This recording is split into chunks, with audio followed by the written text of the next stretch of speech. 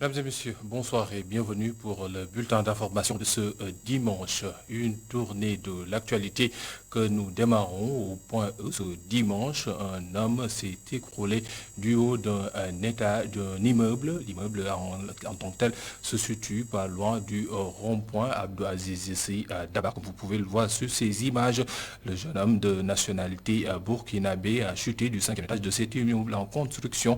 L'homme est décédé sur le coup, comme l'ont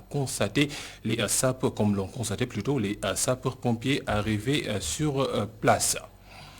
Pendant ce temps, nous, à Rufisque, les enfants et jeunes membres du Conseil consultatif ont marché pour réclamer plus de considération, mais aussi beaucoup plus de respect, mais aussi de protection.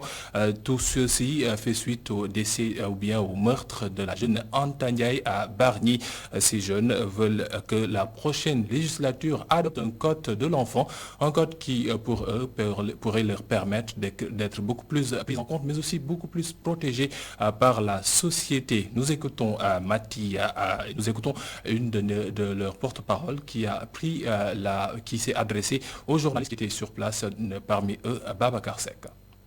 Et quand on voit les problèmes qui surviennent, on se rend compte qu'il y a défaillance quelque part. Il y a défaillance au niveau de l'État, il y a défaillance au niveau des parents, il y a défaillance au niveau de la communauté. Parce que l'enfant était l'enfant de la communauté. Quiconque voit un enfant en train de faire quelque chose qui n'est pas du tout bien, avait la possibilité de corriger. Et maintenant, ce n'est pas ce que nous rendons compte maintenant. Maintenant, on dit que c'est l'enfant de ses parents, pas l'enfant de la communauté. Doomu jàmbur la, on n'a pas notre mot dans son éducation. Et c'est une crise des valeurs. Parce que ce sont ces valeurs-là qui garantissaient l'harmonie au sein de notre communauté. Et les députés jouent un rôle primordial dans les décisions de ce pays. Et nous en profitons pour lancer un appel aux futurs candidats députés pour qu'ils essayent eux aussi d'accélérer le processus d'adoption du Code de l'enfant. Parce que comme vous le savez, le Code de l'enfant joue un rôle primordial dans la protection des droits de l'enfant. C'est un poids. Le Code de l'enfant pèse un poids lourd dans la protection des droits de l'enfant. Donc c'est nécessaire que l'État du Sénégal, les députés, les parents, tous les acteurs puissent s'y mettre pour qu'on puisse avoir notre propre code afin d'avoir un pied, parce que le Code de l'enfant, c'est le pied de la protection des droits de l'enfant au Sénégal, parce que ça permet de régler tous ces problèmes que les enfants subissent. Et puis ces nombreux événements funèbres, voire même sarcastiques, qui touchent la jeunesse, mais aussi qui impliquent beaucoup de ces jeunes, n'est pas pour plaire à cette couche de la société. Ces adolescents de la capitale appellent à une répression beaucoup plus sévère, mais tout en se basant sur la loi. Pour eux, beaucoup de responsabilités sont à relever par rapport à cette recrudescence de l'insécurité impliquant beaucoup de jeunes. C'est un sujet réalisé par Alioune Sow avec les images de Seydina Mbaye. Un véritable melting pot dans ce quartier de la Gueule Tapée. Jeunes, adultes et passants se côtoient sans aucune barrière. Ce sexagénaire déplore les violences constatées ces temps-ci chez les jeunes. Imagine-toi aujourd'hui, dans les écoles, mais la recrudescence des jeunes qui s'entretuent, qui se poignardent. Mais de quel monde nous sommes-nous? Mais on le déplore en tant que parents. Tu as vu les conséquences que ça a engendré. Les élèves qui se battent avec leurs professeurs, les élèves qui tabassent leur maître ou leur maîtresse. Mais voilà les résultats. C'est la démission totale. Les parents ont démissionné totalement envers leurs enfants. Ils ne s'occupent plus de leurs enfants. Même son de cloche pour ce jeune homme, la vingtaine qui s'apprête à aller à l'entraînement. Il dénonce ses actes et préconise des sanctions sévères.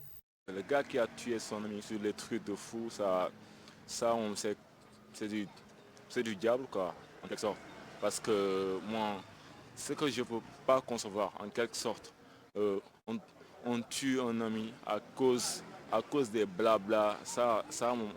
On doit poser des sanctions très sévères même dans ces genres de choses, quoi. C'est pas cool.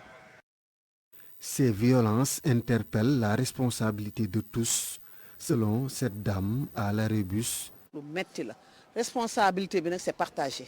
C'est difficile. Les responsabilités sont partagées entre les parents et la société, mais surtout l'État. Et en ce qui concerne les parents, ils doivent éduquer leurs enfants, comme le faisaient nos grands-parents.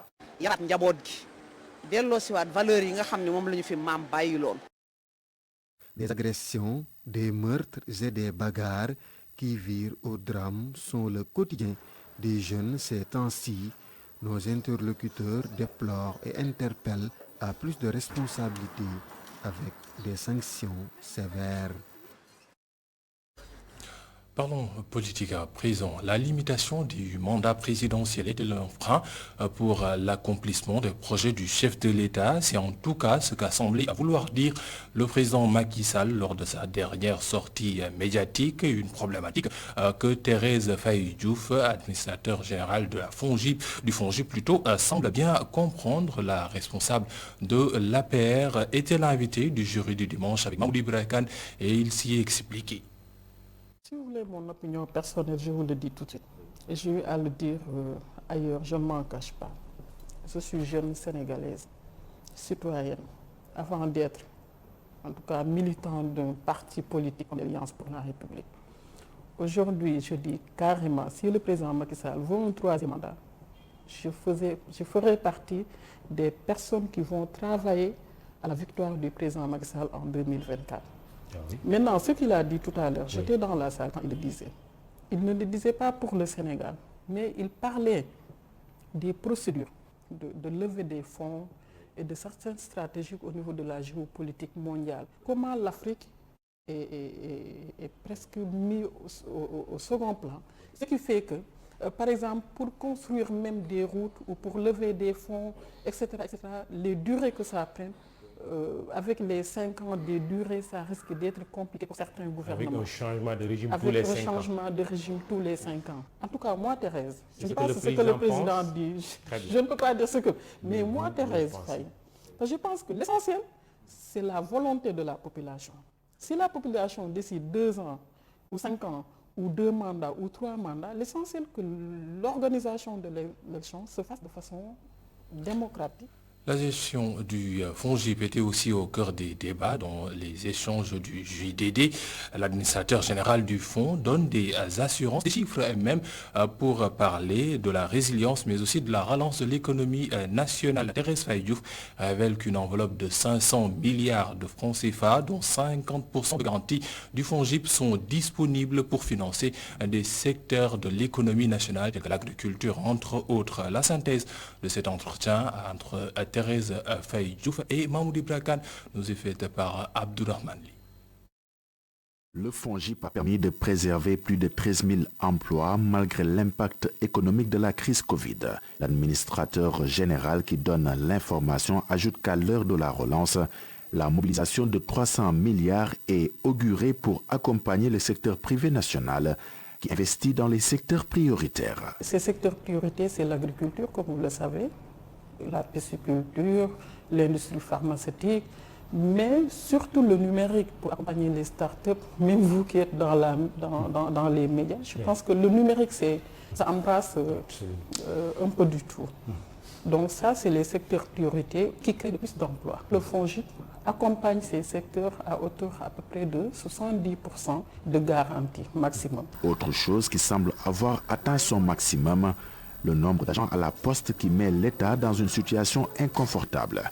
Une gabegie, par ailleurs, que le président Macky Sall a regretté avant d'annoncer la restructuration de la société. Thérèse Faye Diouf n'est pas contre. On ne le fait pas contre les employés, on ne le fait pas contre le système qui est là-bas. Mais je pense que s'il y a une situation réelle qui est là, il faut l'accepter et faire face et trouver des solutions durables. Peut-être ça doit être une leçon pour nous tous qui sont à la tête des institutions, qui ont une responsabilité du service public. Savoir que gérer des biens publics, c'est une lourde responsabilité. On doit le faire avec dignité, avec honneur. Le FONGIP, pour sa part, se porte bien, rassure son administrateur général. Après l'étude qui a révélé près de 500 milliards de gaps de financement induits notamment par un manque de garantie des PME et PMI auprès des banques, grâce au fonds de garantie des investissements prioritaires, Ces dernières ont pu avoir accès aux ressources financières et démarrer leurs activités. Et pour terminer, cap sur Diamniadio, la ville du futur, où les habitants ont décidé de s'unir afin de parler d'une seule voix, afin de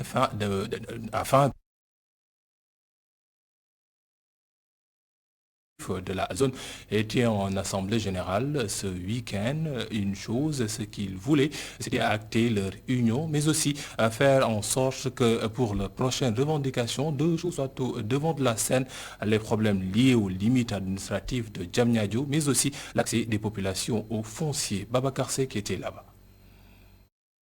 Tous les collectifs qui s'activent dans la sauvegarde des intérêts de la commune de Diamniadio ont fédéré leurs forces pour une action plus efficace. Le foncier, qui est l'un des problèmes les plus récurrents, est souvent revenu dans les discussions. Il n'y a pas une seule commune au Sénégal où vous retrouvez plus de 1200 baux donnés à des personnes tierces et au détriment des populations. Il n'existe pas au Sénégal une seule commune où ce phénomène existe. C'est seulement au niveau de Diamniadio que vous retrouvez plusieurs baux qui sont donnés à des personnes au détriment des préoccupations des populations autochtones. Et c'est ce qui nous a aujourd'hui motivés à nous soulever et à faire un seul groupe pour combattre l'ensemble de ces fléaux-là. Le collectif attire l'attention des autorités sur les limites de la commune de Diamniadio qui sont transgressées. Il y a des quartiers qui font partie de l'histoire de Diamniadio. Ces quartiers-là, aujourd'hui, on les a rattachés à d'autres communes. Pourquoi? Et nous disons que ce n'est pas normal, raison pour laquelle nous voulons donner la bonne information au président de la République, son Excellence Macky Sall, pour lui dire que Ndoukro Peul fait bien partie intégrante de Diamniadio. Pour lui dire que Dougariam est partie intégrante de Diamniadio. Pour lui dire que Ndoyen est partie intégrante de Diamniadio. Ndoyen ne fait pas partie de la commune de Sébikotane. Les populations veulent profiter des retombées du pôle urbain de Diamniadio. Vous allez dans le pôle urbain de Diamniadio, vous verrez que c'est devenu un hub économique, c'est devenu un grenier d'emploi. On y emploie des jeunes de tous bords, des jeunes même qui viennent de la sous-région, au moment où des jeunes de Diamniadio qualifiés, qui ont leur diplôme, qui ont de bonnes formations, n'ont pas la possibilité d'acquérir un emploi dans le pôle urbain. Alors ces injustices, on se pose la question jusqu'à quand? La jeunesse s'inquiète de l'accès à la terre car, selon elle, il n'y a plus de réserve foncière à Diamniadio. Merci beaucoup, Babacar Sek. Mesdames et messieurs, c'est la fin de ce bulletin d'information. Merci à toutes et à tous de l'avoir suivi. Bonne suite des programmes sur ITV. Tout de suite, vous pouvez retrouver Khalifa Diaraté pour la suite de votre magazine d'information, La Totale du dimanche. Quant à moi, je vous donne rendez-vous demain à 18h30 pour votre bloc d'information, La Totale. Merci beaucoup.